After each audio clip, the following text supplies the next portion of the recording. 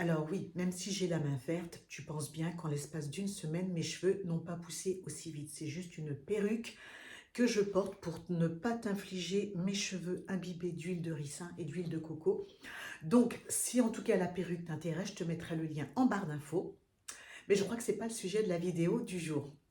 Donc, on se retrouve tout de suite.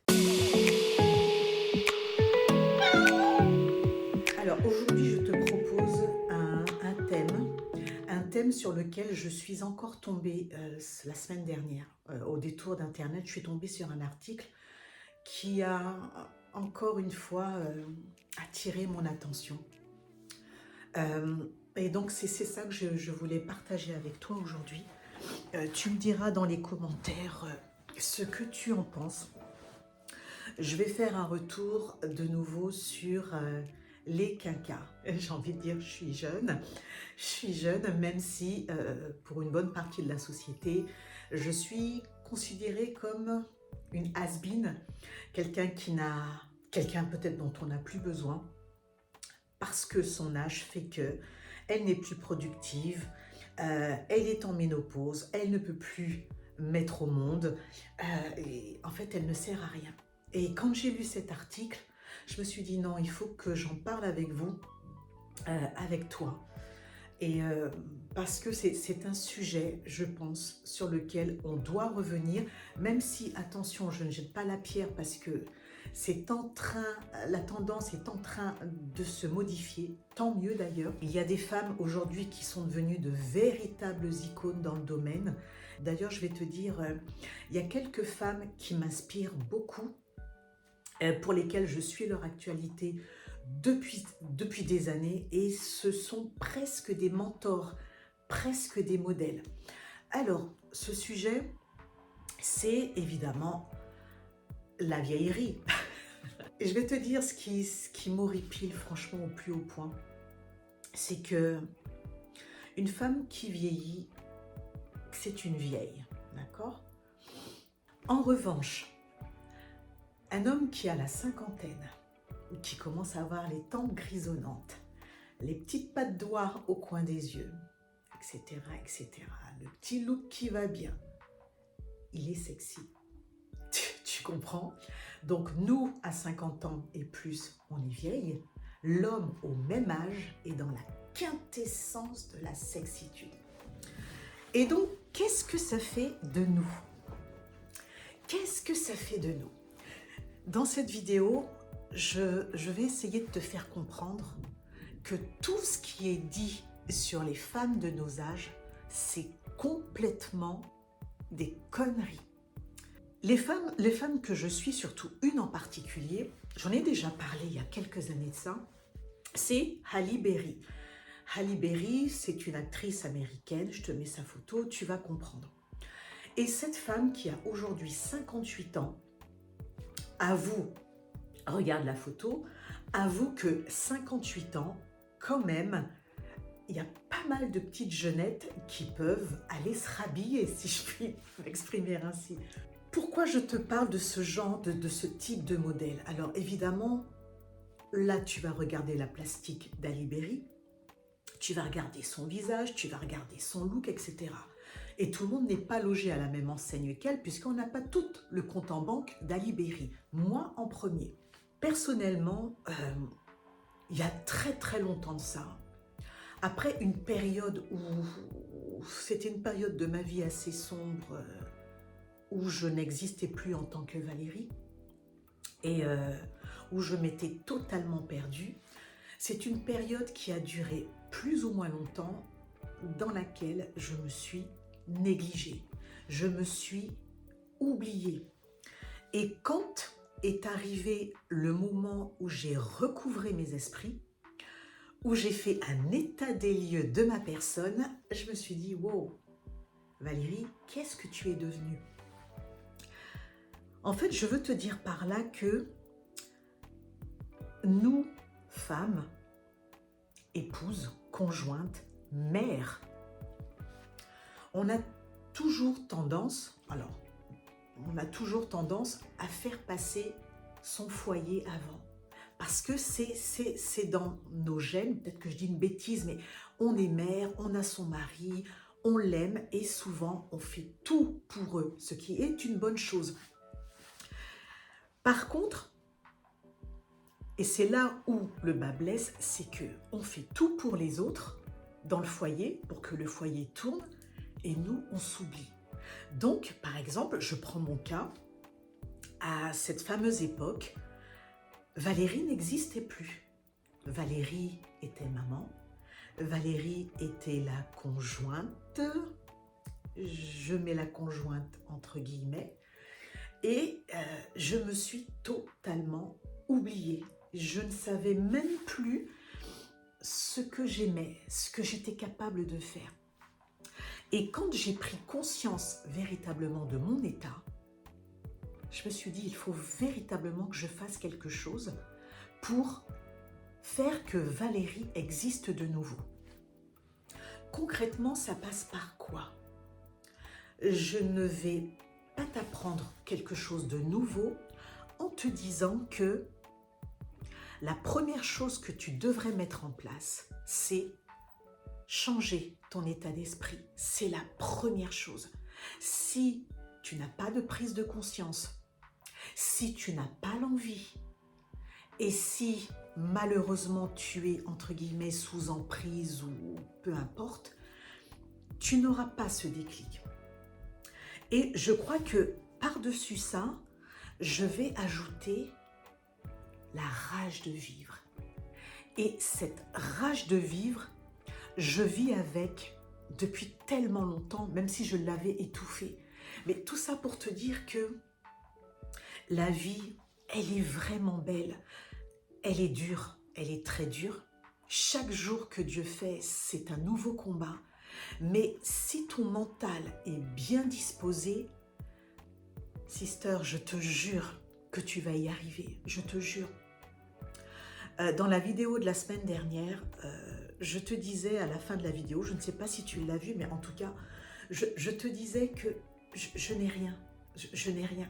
Ce que tu vois là autour de moi, c'est rien. C'est du matériel voilà, du matériel, un peu de confort, mais je ne possède rien. Je suis quelqu'un de très, très, très humble, très simple dans son mode de vie. Mais ce qu'il y a de plus important et ce qui transcende tout le matériel, eh bien écoute, c'est toi. Et c'est ce que tu vas faire de ta vie. Et quand on a tendance à dire, moi ce que j'appelais des mots bateaux, c'est que si tu changes ton mental, par exemple que si tu penses positif, tu vas attirer le positif, moi je n'y croyais pas, je n'y ai presque jamais cru. Et depuis quelque temps, effectivement, j'ai changé d'état d'esprit. Et je me suis focalisée sur moi. Faire la différence entre le narcissisme, attention, et le moi. Et j'ai compris une chose, et c'est ça que j'aimerais que tu comprennes, c'est que il existe un égoïsme positif.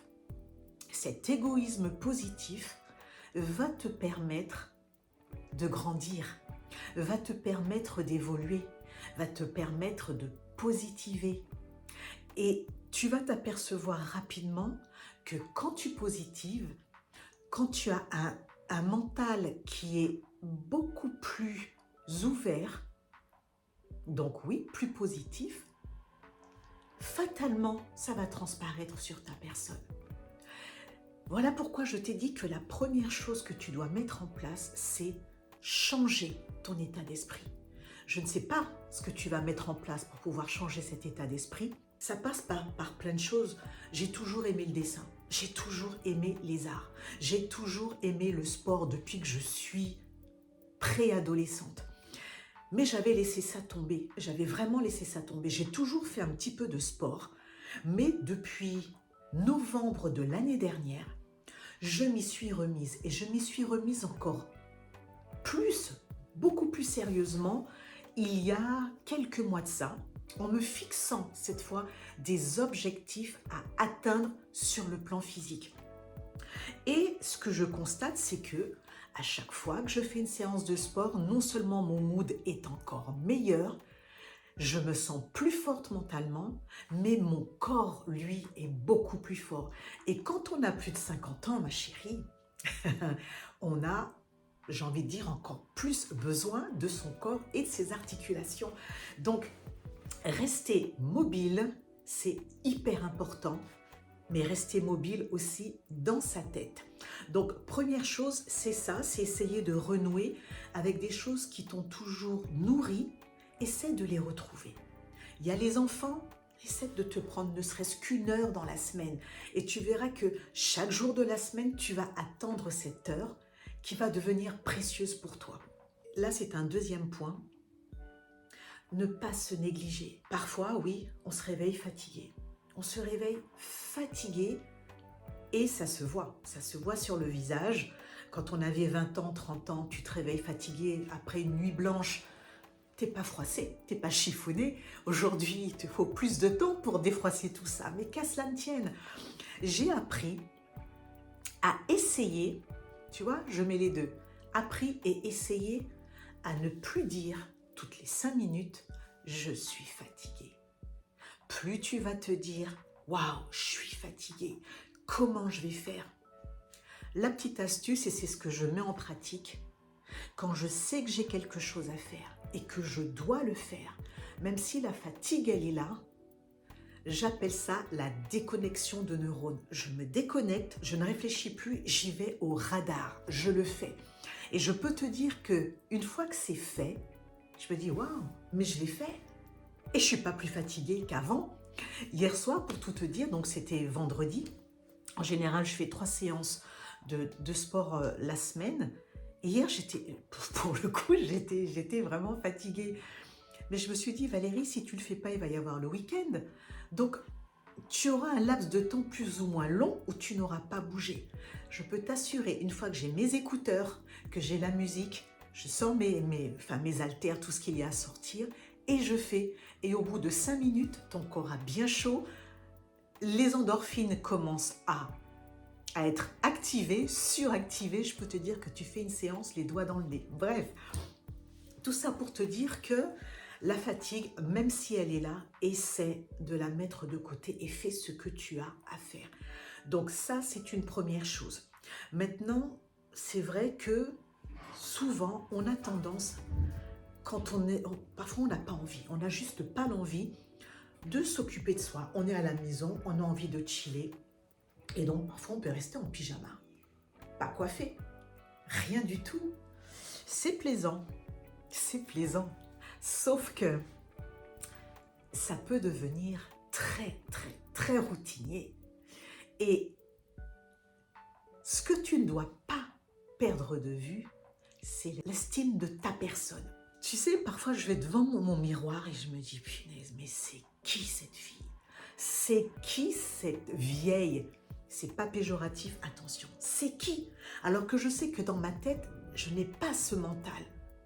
Si bien qu'aujourd'hui, je me lève, je prends une bonne douche, je m'habille, je fais le minimum syndical. Et il ne faut pas oublier autre chose. Donc tu as l'estime de toi, c'est déjà la première chose à mettre en avant. Mais si tu as des enfants, les enfants te voient, les enfants te regardent. Tu es un modèle pour tes enfants.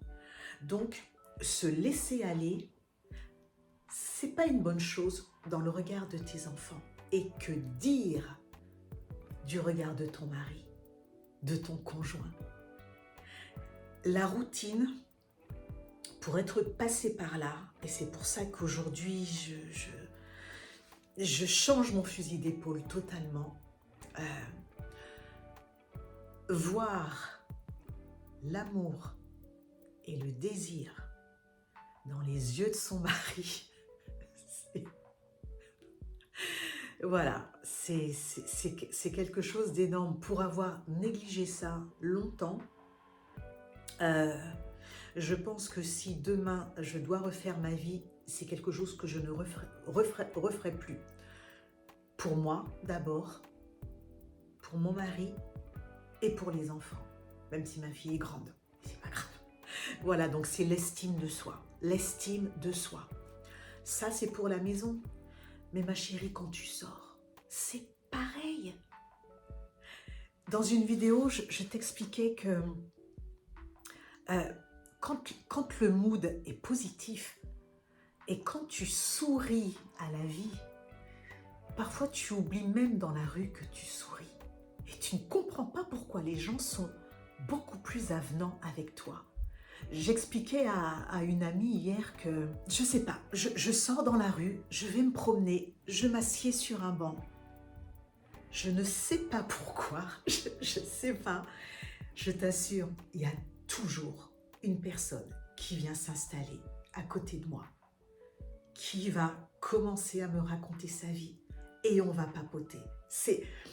Et je trouve que c'est quelque chose de tellement beau, tellement précieux que d'attirer le bon à soi. Tout ça parce que le mental est différent.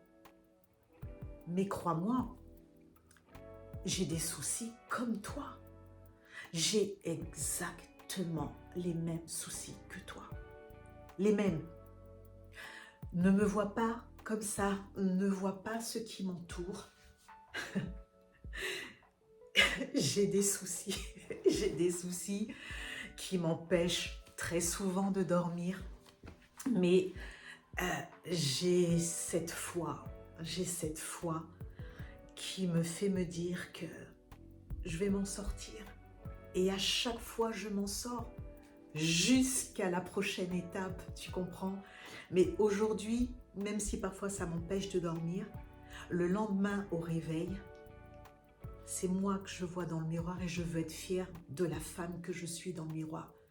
Peu importe que j'ai 55 ans ou pas, 55 ans, je l'ai compris il y a peu. 55 ans, c'est quoi? 55 ans, ça n'est qu'un nombre. Ça n'est qu'un nombre. Dans ma tête, j'ai encore mes 30 ans. Dans mon corps, je crois que je suis encore plus jeune. Tu comprends? Donc, c'est ça que je veux te dire. Alors, ok, le gars, il a 50 ans, il est beau comme un dieu, il a les cheveux poivre et sel, il est magnifique, il est sexy. Mais écoute, ma doudou, à 50 ans et plus, tu peux l'être aussi. Mais cela ne tient qu'à toi, c'est un choix que tu dois faire. Alors, je crois qu'en guise de conclusion, qu'est-ce que je vais te dire? C'est prends-toi en main. Prends-toi en main si tu as vraiment envie de vivre ta vie d'épouse, de mère et de femme en tant que telle. Prends ta vie en main et fais-toi confiance. C'est facile à dire, je dis ça, mais fais-toi confiance, simplement, d'accord? Donc, voilà pour ce petit point que je voulais faire avec toi.